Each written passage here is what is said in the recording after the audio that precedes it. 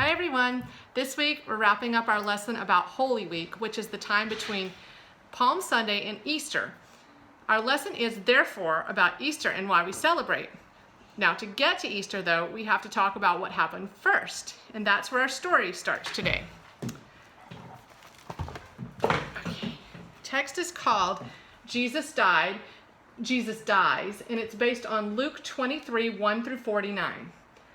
Have you ever been having a good time and then something bad or sad happens? This is what happened to Jesus after the Passover meal he shared with the disciples, which we learned about last week. If this part of the story makes you feel sad or scared, read it with a friend or family member. Yes, definitely do this because I'm not with you to gauge your reaction. So if you're feeling concerned about anything or you're scared or nervous, go find an adult or a sibling or someone you can talk it over with who will make you feel better.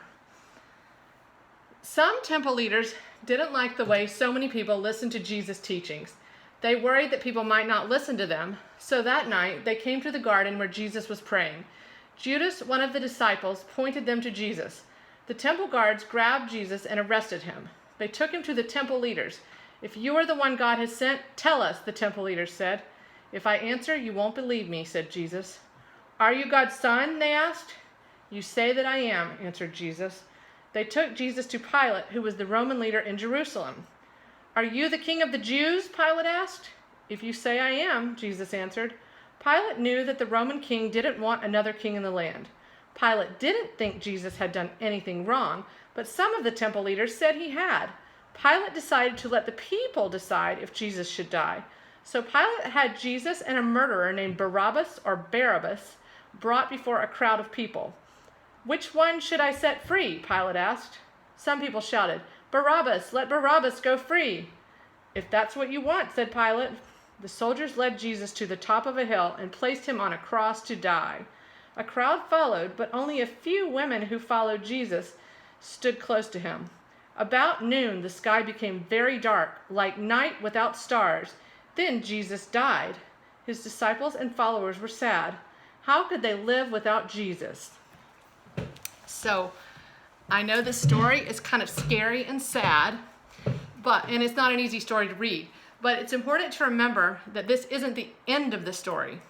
So, I put this so that it kind of illustrates what's happened in our lesson here. So, we started with Palm Sunday, and this is when Jesus arrived in Jerusalem to a cheering crowd. And then we go to Good Friday, and on Good Friday, we remember that Jesus died. And that does not sound very good at all. But we call it Good Friday because Jesus made a sacrifice for all of us, and it's also Good Friday because it set up what happened on Sunday, which is Easter. And on Easter Sunday, we celebrate Jesus' resurrection, or when he rose, came back. So that's why what happened here is really sad, but it was also very important, and it was good because it set up the wonderful thing that happened here. So in a nutshell, it's important for us to learn about Jesus' death because it makes the celebration of his resurrection or his rising so much more wonderful. Now, let's just think about a few points from our story that I want you guys to remember. First, why do you think the temple leaders didn't like Jesus? My guess is it was because they felt threatened by him. They were worried about his growing popularity, and they thought if people liked him, that they were going to sort of lose ground. How did the crowd seem to feel toward Jesus? Well, aside from the few women who stayed close to him, the crowd, many of whom had been really excited and cheering for Jesus on Palm Sunday, they didn't do a whole lot. So there's probably a lesson in here about being an upstander, which is a concept my kids have learned about a lot at school. And it basically means standing up for what's right, and even when it's a difficult thing for you to do. I feel like I spend a lot of time talking to you guys about playground behavior, but that's because most of you spend a lot of your time on the playground.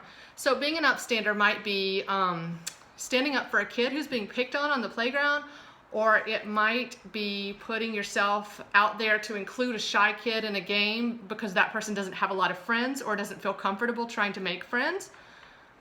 Okay, final question. Why do you think the women stayed close to Jesus while he died? I think probably because they cared about Jesus and they didn't want him to feel alone. And that was a really nice thing for them to do because he was having a very difficult time. So now let's close in prayer. Dear God, when we are happy, you are with us. When we are sad, you are with us. When we're scared, you are with us. When we are alone, you're with us. Wherever we go and however we feel, you are with us. Amen. Now, I know that most of you guys probably aren't going to watch this video until Sunday, but for me right now, because we film these in advance, it's Wednesday. And we've got a lot going on at church this weekend, and I'm really excited about everything. So I'm going to put on my Easter hat to get ready for the children's Easter event on Saturday and the palm parade, the Easter egg hunt. And I've got my blanket ready for the 7 a.m. sunrise service on Sunday. And I hope to see you all there.